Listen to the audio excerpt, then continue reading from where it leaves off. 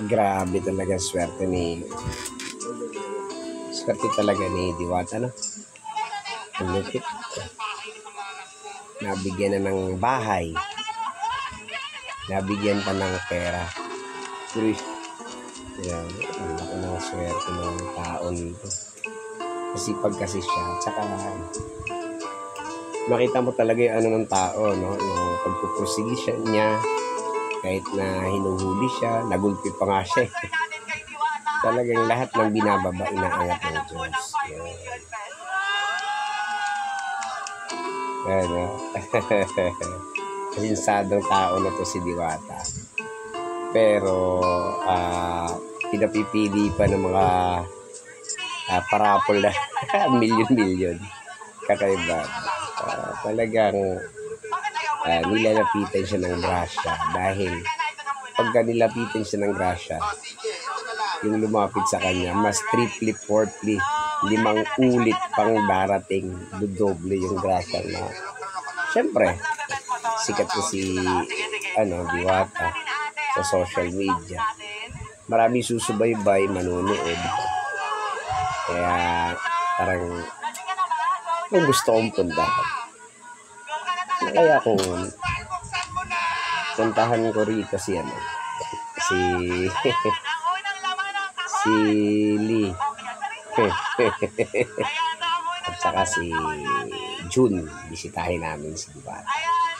But if kung puntahan namin mga taong hindi mag-OCTV, ano kaya mangyayari kung pupuntahan namin, no? So pag pinuntahan namin,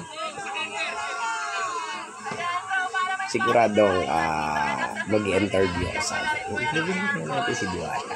Papaunlakan kaya tayo ni Diwata. Siyempre, tayo, tayo, mga maliliit na vloggers. Maliliit lang tayo na, siyempre.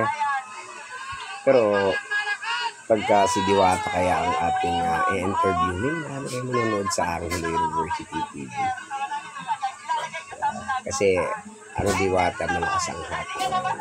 So, yun yung magiging magiging kung kila Elias, kila June, hindi ka ayain ko mga kumain doon.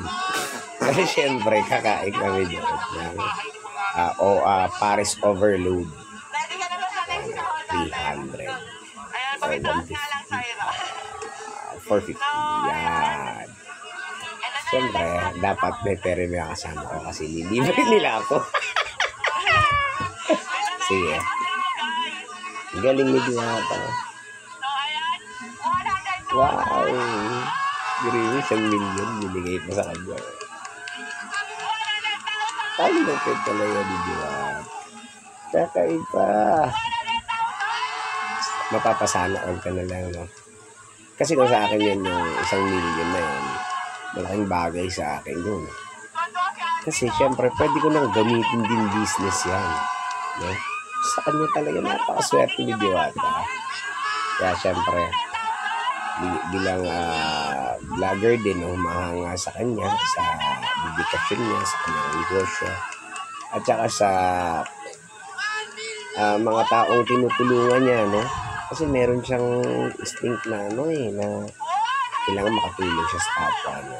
So yun talaga yung pinakamaganda sa kanya dahil sa kalooban niya talaga tumulong. Yung pagtulong nandun. So tara, guys, mga Kaangulo University TV, try nating puntahan kaya ito, no? Ay! Samahan niyo ako, guys.